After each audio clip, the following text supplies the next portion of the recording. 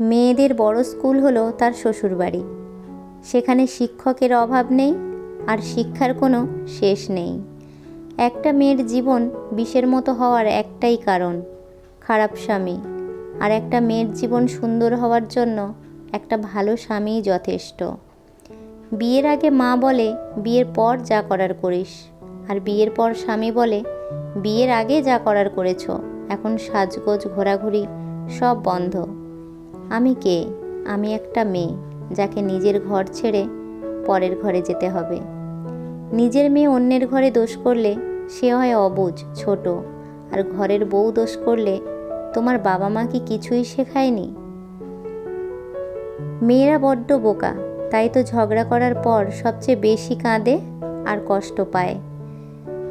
মেয়েদের জীবনটা একটা ভাসমান নৌকার মতো, কোথাও স্থিরভাবে থাকে না। জন্মের পর বাবার বাড়িতে, আর একটু বড় হলেই শ্বশুর বাড়িতে, আর বৃদ্ধ হলে সন্তানের বাড়িতে। মেয়েরা ভালো থাকতে চায় তার প্রিয় মানুষদের সাথে, যেমন স্বামী, সন্তান, এদেরকে ভালো রাখার জন্য, এদের সাথে শান্তিতে থাকার জন্য। ঘরের বউ কখন লক্ষ্মী হয় জানেন? যখন চোখ থাকতে অন্ধ আর মুখ থাকতে বোবা হয়।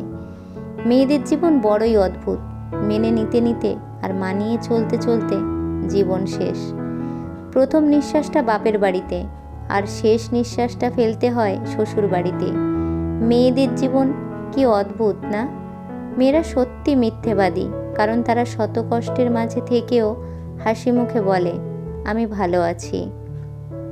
মেয়েরা চাকরি না করলে বলবে আরামে খেয়ে খেয়ে মোটা হচ্ছে, আর চাকরি করে রাতে বাড়ি ফিরলে বলবে ওই মেয়ে দুশ্চরিত্রা। আর ছেলেরা রাত 12টায় ঘরে ঢুকলে তাতে কোনো দোষ নেই। মেয়েরা ছোট ছোট বিষয়ে কাঁদে ঠিকই, কিন্তু জীবনের কঠিন সময়টা তারা হাসি মুখেই কাটিয়ে দেয়।